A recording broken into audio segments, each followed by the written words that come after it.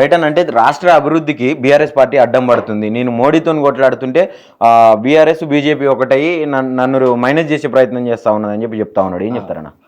మోడీతోని కొట్లాడుతున్నా అని చెప్తున్న పరిస్థితుల్లో నువ్వు నోటికి చెప్తా ఉన్నావు కానీ నిజంగా నువ్వు బిహేవ్ చేస్తున్నది ఏంది? చోటే బాయ్ బడే బాయ్ అని రోజు అలుముకుంటా ఉన్నావు.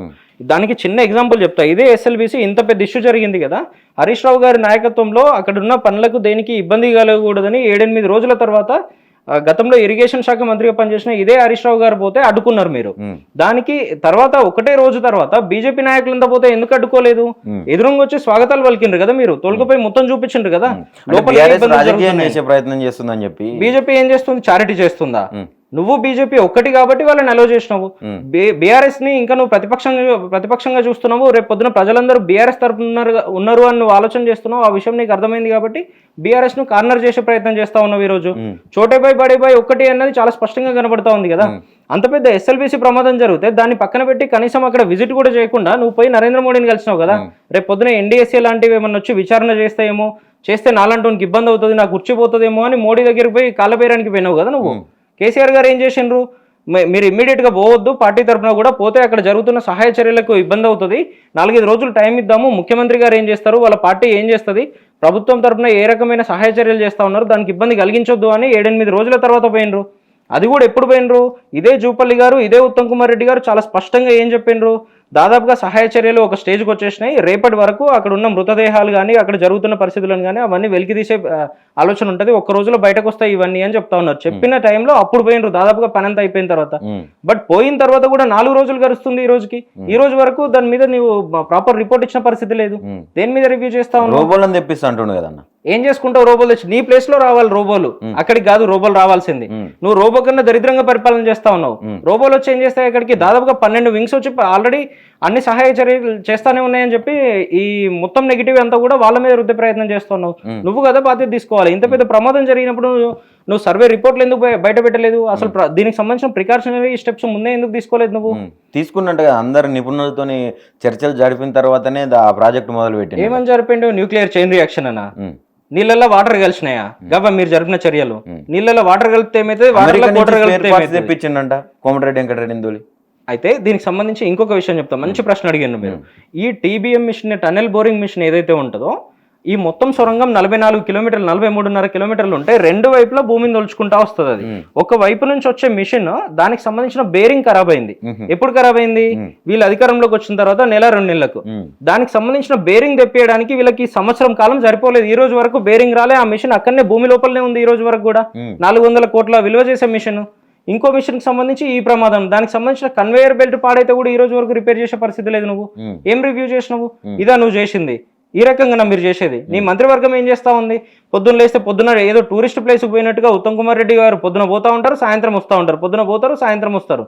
కోమటిరెడ్డి వెంకటరెడ్డి గారు పోయి దుబాయ్ నుండి, దుబాయ్లో జల్సాలన్నీ అయిపోయి, క్రికెట్ మ్యాచ్లన్నీ అయిపోయి, క్రికెట్ టీంలన్నీ అయిపోయిన తర్వాత వచ్చి కృష్ణానదిలో చేపలు మంచుకుంటే చేపల పులుసు చేయండి తిందాం మనము అని అంటారు. ఒక పక్క వాళ్ళందరినీ ఇబ్బందులు పెడతా ఉంటే, వాళ్ళందరూ అక్కడ శవాల్లాగా పడి ఉంటే వాళ్ళ ముందు నువ్వు చేపల పులుసు తినాలనే ఆలోచన నీకు ఏ రకంగా వచ్చింది? మొత్తం ఫోటోలు, వీడియోలన్నీ బయటకు వచ్చినాయి కదా. ఈ రకంగా నీ మంత్రివర్గం పనిచేస్తా ఉంది. గతంలో ఏ రకంగా పనిచేస్తా ఉండే? కాలుకు బల్పం కట్టుకుని ప్రతి మంత్ తిరుగుతూ ఉండే, గ్రామాల్లో తిరుగుతూ ఉండే, మండలాల్లో తిరుగుతూ ఉండే, అనేక నిర్మాణాలు చేస్తూ ఉండే, ప్రాజెక్టులు రివ్యూలు చేస్తూ ఉండే. ఎప్పుడు చూసినా కూడా అధికారులందరూ హై అలర్ట్ లో పనిచేస్తూ ఉండే. అప్పుడు జరిగిన ఇన్సిడెంట్లన్నీ ఈ రోజు ఎందుకు జరుగుతూ ఉన్నాయి? మీ పాలన వైఫల్యం. మీకు చేత కాదు కాబట్టి, మీకు సబ్జెక్టు లేదు కాబట్టి, మీకు ఏం చేయాలనో తెలియదు కాబట్టి, రాష్ట్రం మీద అవగాహన లేదు కాబట్టి. కాంగ్రెస్ పార్టీ నుంచి తీన్మార్ మల్లన్న సస్పెన్షన్ ఒక్క మాటల ఏం చెప్తారన్న మీరు దాని గురించి? గతంలో ఇదే కాంగ్రెస్ పార్టీకి సంబంధించి చూస్తే, వాళ్ళని ఎవరైతే నిజంగా ఆ పార్టీలో దశాబ్దాల తరబడి పనిచేసినటువంటి బక్క జడ్సన్ గారు ఉన్నారో, వీళ్ళు తీసుకుంటున్న ఇదే రేవంత్ రెడ్డి గారు పక్క పార్టీ నుంచి వచ్చి కాంగ్రెస్ పార్టీని ఏ రకంగా క్యాప్చర్ చేసుకొని తన నిర్ణయాలను అమలు చేయాలని చూస్తూ ఉన్నారో, బక్క జడ్సన్ గారు ప్రశ్నిస్తే, వీళ్ళు చేస్తున్న అవినీతిని ఇట్లాంటి వాటిని ప్రశ్నిస్తూ ఉంటే ఇమ్మీడియట్గా సస్పెండ్ చేసిండ్రు. ఇదే చిన్నారెడ్డి గారు, వనపర్తికి సంబంధించిన నాయకుడు, వాళ్ళ అడ్వైజరీ కమిషన్కు చైర్మన్గా ఉన్నారు ఈ నిర్ణయాలన్నీ తీసుకోవడానికి.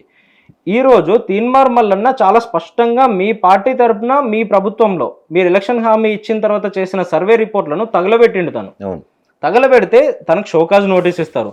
షోకాజ్ నోటీసు టైం పీరియడ్ 12వ డేట్కే అయిపోతే 28వ డేట్ దాకా మీరు ఏ చర్యలు తీసుకోరు. 28వ డేట్కి కూడా ఏదో తూతూ మంత్రంగా సస్పెండ్ చేసినామని చెప్తా ఉంటారు. తను ఇప్పటి వరకు ఎవరైతే సస్పెన్షన్కి గురైన తీన్మార్ మల్లన్న ఉన్నాడో ఆయన ఈ రోజు వరకు అఫీషియల్ గా స్టేట్మెంట్ ఇవ్వడు దాని మీద స్పందించడు.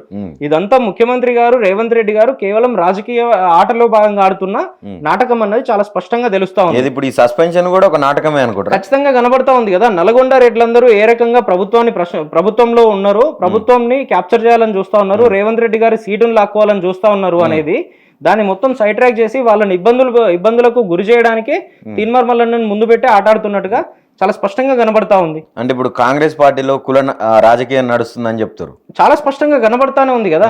ముఖ్యమంత్రి గారికి ఉత్తమ్ కుమార్ రెడ్డి గారికి ఎంత గ్యాప్ ఉందో చాలా అఫీషియల్ గా కాంగ్రెస్ పార్టీ నాయకులే చెప్తా ఉన్నారు. ముఖ్యమంత్రి గారు బహిరంగ వేదికల మీదకి వచ్చినప్పుడు కనీసం మన ఉత్తమ్ కుమార్ రెడ్డి గారు లేచి నిలబడుతున్న పరిస్థితులు లేవు. నిన్నగాక మొన్న కాంగ్రెస్ పార్టీలో ఎప్పటి నుంచో ఉన్నటువంటి యూత్ కాంగ్రెస్ టైం నుంచి ఉండి దాదాపు ఇప్పుడు 70-75 సంవత్సరాల వయసు ఉన్నటువంటి మన మాజీ ఎమ్మెల్సీ జీవన్ రెడ్డి గారు మొన్న కూడా లేవలేదు కదా ముఖ్యమంత్రి గారు వస్తే. ఇదే ఎన్నికల ప్రచారంలో వారం కూడా కాలేదు, అందరు నిలబడితే జీవన్ రెడ్డి గారు కనీసం లేచి కూడా నిల్చోలేదు ముఖ్యమంత్రి గౌరవానికి. అది పరిస్థితి. గతంలో నిజంగా కాంగ్రెస్ వాళ్ళు ఎవరైతే ఉన్నారో వాళ్లకు ఈ టెంపరీగా వచ్చిన కాంగ్రెస్ నాయకులు వీళ్ళిద్దరికీ చాలా స్పష్టంగా డివిజన్ అనేది కనబడతా ఉంది. రేవంత్ రెడ్డి గారు తీసుకుంటున్న నిర్ణయాల వల్ల కాంగ్రెస్ పార్టీ పరువు పోతుంది. కాంగ్రెస్ పార్టీని రానున్న 15, 20, 30 సంవత్సరాల దాకా కూడా జనాలంతా చీత్కరించే పరిస్థితి ఉంది. జనాలు ఎవరు దగ్గరికి రానిచ్చే పరిస్థితి లేదు.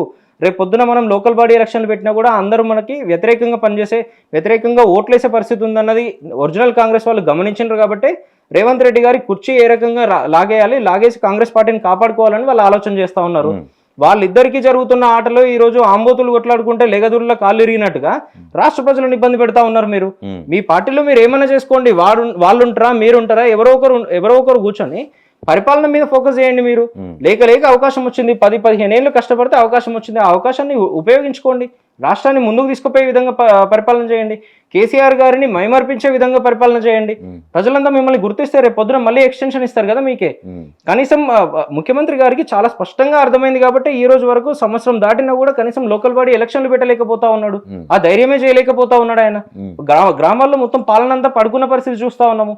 గ్రామాల్లో ఎటువంటి ఇబ్బందులు జరుగుతా ఉన్నాయో చూస్తా ఉన్నాము. ఎవరిని గెలవాలనో తెలిసే పరిస్థితి లేదు ప్రజలకు, దేని మీద పనిచేయాలనో చెప్పే పరిస్థితి లేదు. ముఖ్యమంత్రి గారికి డైరెక్షన్ లేదు, మంత్రులకు డైరెక్షన్ లేదు, మంత్రులు ఏం చేయాలనో తెలియదు, ఎమ్మెల్యేలు ఏం చేయాలనో తెలియదు. వీళ్ళందరూ ముఖ్యమంత్రి గారు ఒక డైరెక్షన్ ఇస్తూ ఉంటారు, మంత్రులు ఒక డైరెక్షన్ ఇస్తూ ఉంటారు ఆఫీసర్లకి. ఎవరు ఏం పని చేస్తున్నారు ఎవరికి స్పష్టత లేదు. ఎంతసేపు ప్రతిపక్షాల గొంతు నొక్కాలి, మీలాగానో నాలాగానో ఎవరన్నా ప్రభుత్వాన్ని ప్రశ్నిస్తే మనల్ని ఎట్లా లోపలేయాలి, మన మీద ఎటువంటి కేసులు పెట్టాలి. ఇది తప్ప వాళ్ళు చేస్తున్న పరిస్థితి ఏంది ఈ రోజు వరకు. రైట్ అయినా ఫైనల్గా అంటే వన్ వర్డ్ ఆన్సర్స్ ప్రజాపాలన అని చెప్పి అంటున్నారు. ఇప్పుడు తెలంగాణ రాష్ట్రంలో నిజంగా ప్రజాపాలన అమలైందా? ప్రజలను ఇబ్బంది పెట్టే పాలన అమలైంది. వీళ్ళు ఇందిరమ్మ పాలన అని ఏదైతే చెప్పిండ్రో ఇందిరమ్మ ఇల్లు కూల్చే పాలన తీసుకొచ్చిండ్రు. ఇల్లు కూల్చి ప్రజలందరినీ రోడ్ల మీద పెట్టే పరిస్థితికి తీసుకొచ్చిండ్రు వీళ్ళు. మన రాష్ట్ర ముఖ్యమంత్రి గురించి ఏం చెప్తారు? ఎంతసేపు ఢిల్లీ చుట్టూ చక్కర్లు కొట్టడము. ఈ రోజు కూడా పోయినట్టున్నారు 37 సార్లు పోయినా కనీసం 37 కోట్లు కూడా తీసుకురాలే. కేవలం ఆయన తిరగడానికి ఆ టూర్ ఖర్చులు వేస్ట్ అవుతా ఉన్నాయి తప్పితే రాష్ట్ర ఖజానా నుండి రాష్ట్రానికి పైసా ఉపయోగం లేదు కదా. సరే, అంటే ఒక 6 గ్యారంటీలు అని చెప్పి ఆశ చూపించారు. ప్రజలందరూ దీన్ని నమ్మి కేసీఆర్ కంటే ఇంకా ఏదో ఎక్కువ ఇస్తాడని చెప్పి నమ్మి ఓట్లేసారని చెప్పినావు నువ్వు ఇంతకుముందు. నిజంగా ప్రజలకు ఇప్పుడు కాంగ్రెస్ ప్రభుత్వం చేస్తున్నటువంటి పనులకు ప్రజలకు ఎలాంటి సలహాలు సూచనలు ఇస్తారన్న? ఖచ్చితంగా కాంగ్రెస్ పార్టీ బాధ్యతాయుతంగా పనిచేయాల్సిన అవసరం ఉంది పార్టీ యాంగిల్లో. రెండోది, ప్రజలకు సంబంధించి మీరు ఏ హామీలు ఇచ్చిండ్రో, ఏ నమ్మకంతో అయితే ప్రజలంతా మీకు ఓట్లేసి గెలిపించిండ్రో, బీఆర్ఎస్ను ప్రతిపక్షంలో కూర్చోబెట్టి ప్రశ్నించమన్నారో, బీఆర్ఎస్గా ప్రతిపక్ష పార్టీగా మా పనిని మేము చేస్తా ఉన్నాము.